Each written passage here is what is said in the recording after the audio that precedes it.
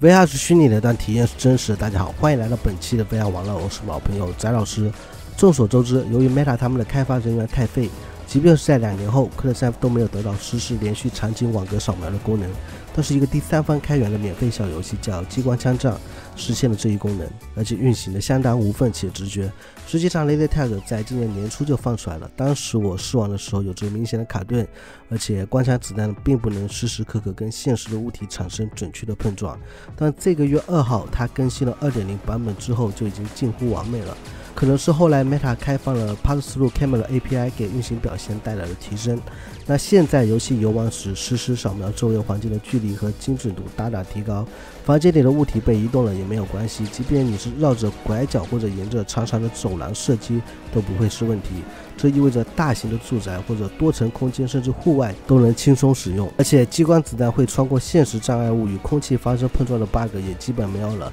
甚至还给子弹开了 bloom 效果，在光线稍暗的空间中游玩时，开枪的瞬间可以点亮透视，看到现实的环境，增加了真实感。同时由于开发者在 GitHub 上开放了 Laser Tag 的代码，所以最近 MR 恐怖游戏 Huntive 根据前者的代码也成功跑通了实时连续场景网格扫描的功能，大大提升了自己的游戏体验，尤其是对于那些未来考虑做本地多人 MR 对战的游戏来说将极具参考性。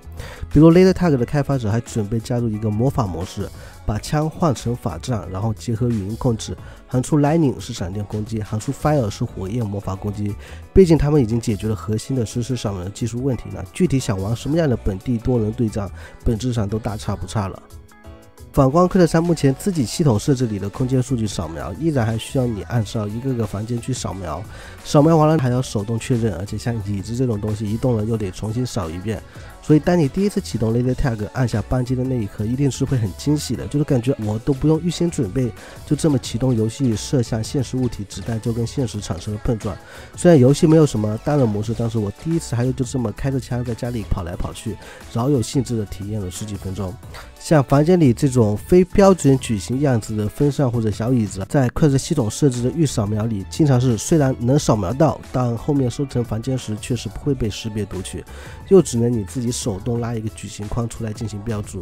那相当于快速系统的预扫描工作是在进行一种数字共生的包装，它想要实际还原家装布置和家居体积样式的准确性，但是因为能力不足反而成了体验上的累赘。但是实时连续网格扫描不在乎现实物体的大小形状如何，反正我扫到了确认它不是空气存在现实物体的面，那我就跟虚拟元素产生碰撞或者交互就可以了。这就是为什么门被扫描出来后，在绝大部分现在 MR 游戏里它仍然是当做一个特殊的实体墙来用，基本上只能作为一个虚拟和现实的传送门的功用。而在实时连续网格扫描的呈现上，它是没有一个门的概念，它就代表这面墙存在一个空缺，是玩家带着头显就能够自由通过的空间，这就会对实际游戏体验上有根本的区别。所以未来快乐系统曾实现实时连续场景网格扫描是必然的，即便现在 Meta 还拿着功耗耗电来当借口，迟迟没有什么动作。不过这个功能只支持快乐3和商业式快乐图是无法实现的，如果你有2台就能体验本地对战的快乐了。